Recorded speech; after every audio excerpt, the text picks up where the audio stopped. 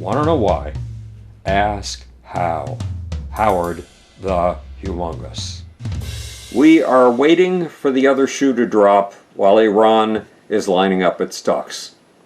Hamas political leader Ismail Haniyeh was assassinated on July 31st, just over a week ago. Iran's supreme leader vowed to avenge his blood and said that Iran would hit Israel with a severe punishment. The head of one of Iran's proxy armies, Hezbollah in Lebanon, added that there will be an attack of rage and revenge that will make Israel weep. The Hezbollah leader threatened that the attack will come from all of Iran's proxy armies in the Middle East simultaneously, including Hezbollah in Lebanon to Israel's north, the Houthis in Yemen to Israel's southeast, and Hamas in Gaza to Israel's south. So why hasn't Iran attacked yet? What's holding things up? Hezbollah leader Hassan Nasrallah says the delay is a psychological ploy designed to torment the Israelis. He says the enemy now must wait.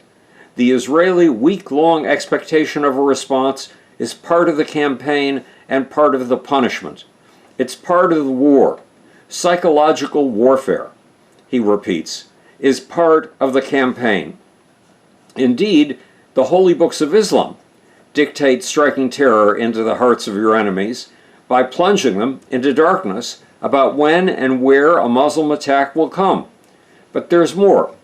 While Israel is lining up its allies in the West, Iran too is pulling together its global allies. It is tightening its bonds with its fellow nations in the axis of evil, and it is tightening another set of bonds that we Americans don't know exist. Iran has been strengthening its ties to the biggest intergovernmental organization outside of the United Nations, an organization of 57 nations, an organization whose members have a total population of over 2 billion people, 1/4 of the population of the earth. That association is called the Organization of Islamic Cooperation. From Sunday, August 4th to Tuesday, August 6th, the Organization of Islamic Cooperation held what it called an extraordinary meeting in Saudi Arabia to hear Iran's case against Israel. The organization's 57 members squarely lined up on Iran's side.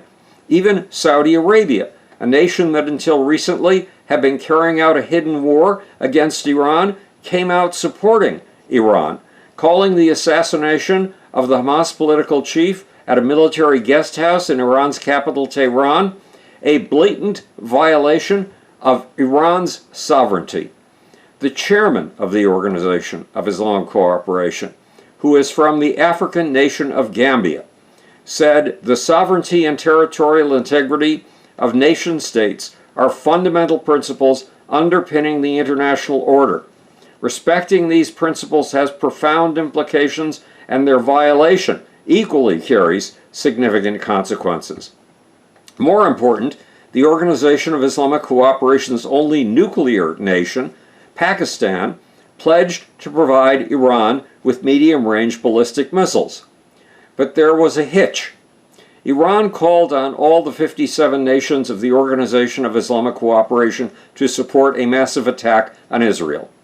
The organization refused, and the Iranians asked the organization's members to cut diplomatic and economic ties with Israel.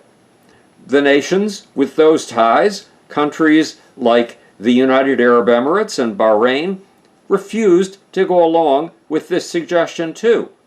Nonetheless, the 57 nations of the Organization of Islamic Cooperation signaled moral support for Iran, and they gave what an Israeli lecturer on Iranian politics, Meir Jafafandar, called diplomatic legitimacy for Iran's upcoming attack. But more worrisome than the Organization of Islamic Cooperation is Iran's other alliance, the Axis of Evil, a military alliance that includes Russia, China, North Korea, Iran, Syria, Venezuela, Cuba, and Nicaragua. 3 member states in this axis of evil have nuclear weapons. On Monday, August 5th, Russia sent its top general and head of its Security Council, Sergei Shoigu, to Iran with promises of advanced weapon systems.